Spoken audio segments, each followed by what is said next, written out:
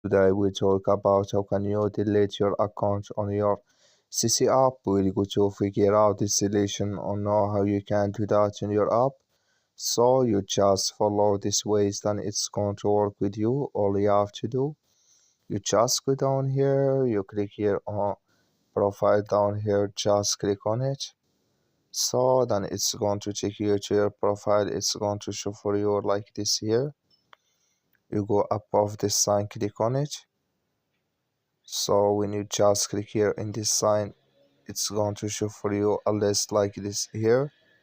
So then you click here on account settings, just click on it here. So then you come to next step here, it's going to show for you like this. You click here on delete account here, and you click here on delete, then automatically it's going to delete with you here.